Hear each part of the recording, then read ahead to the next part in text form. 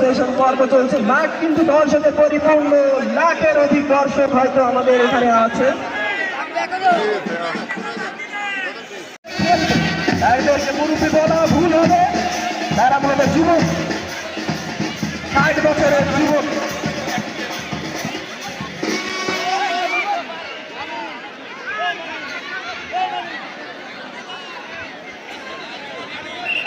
খেলা শুরু হবে।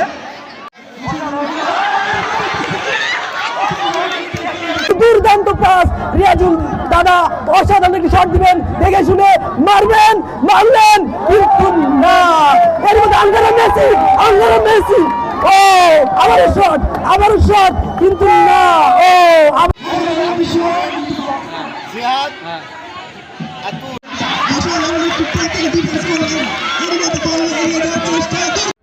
মনে করো মুরব্বীরা খেলছে, সব রকম খেলা আছে, ঈদের ইয়েতে সব খেলা ভালো হচ্ছে। খেলাগুলো তো আপনাদের সময় ছিল, কিন্তু বর্তমান সময় তো আর নেই। না বর্তমান সময় আর খেলা নেই। মনে করো এখন ছেলেমেয়ের উদ্যোগে ঈদ উপলক্ষে মনে করো খেলা হচ্ছে।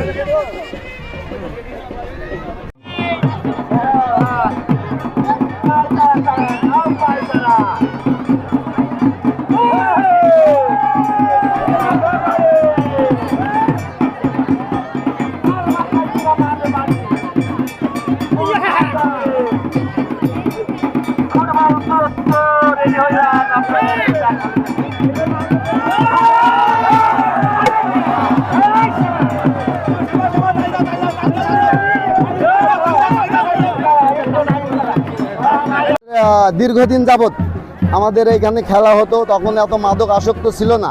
দীর্ঘদিন এই খেলাটা বন্ধ হওয়ার পরে আমি মনে করি আবার যে আমরা শুরু করলো যুব সমাজ, এই যুব সমাজ থেকে আমাদের মাদক আসক্ত অনেক নির্মূল হবে, আমি এটা আশা করি। এবং প্রতি বছর আমরা এটা খেলা শুরু করবো। 5 নম্বর ওয়ার্ডে আগে দীর্ঘদিন আগে খেলা শুরু হতো, এখন আবার প্রতি বছর ঈদের পরে আমরা খেলা হবে।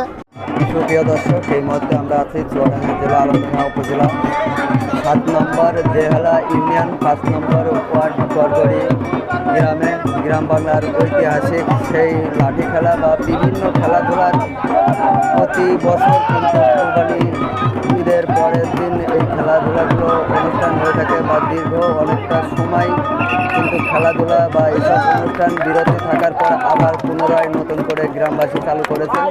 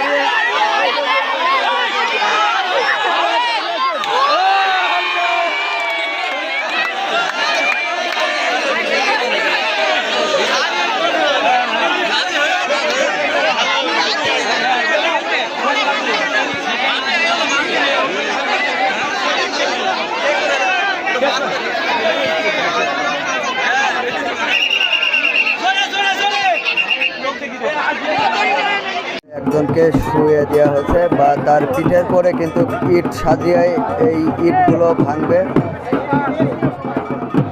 ভয়ঙ্কর একটি খেলা।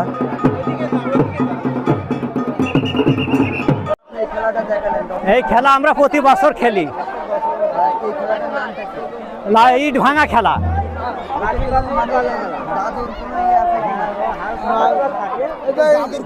না সব কায়দা কৌশল, কৌশলের পরে এই খেলাটা কায়দা কৌশল মন্ত্র আছে,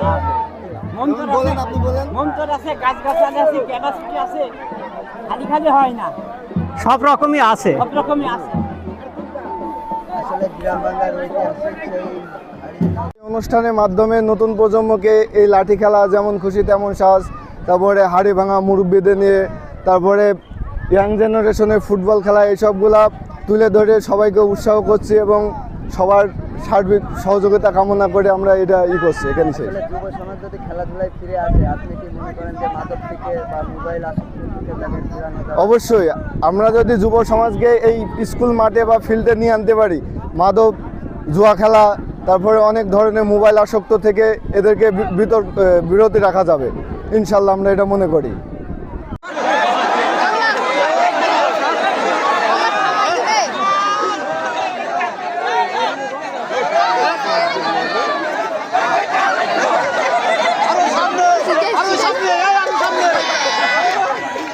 পরে যে গ্রাম বাংলার দীর্ঘ প্রায় 10 বছর পরে আমাদের গ্রাম বাংলা গড়গড়ি গ্রামে এই ঐতিহ্যবাহী ঈদ আনন্দ মেলা আমরা উদযাপন করছি। আমাদের এই মেলা আগে করতাম, দীর্ঘদিন বন্ধ ছিল, মাঝে তো দীর্ঘদিন যাবৎ বন্ধ ছিল। এখন আমরা নতুন করে আবার যুব সমাজ উদ্যোগ নিয়ে এই মেলাটা আমরা অনুষ্ঠান করছি।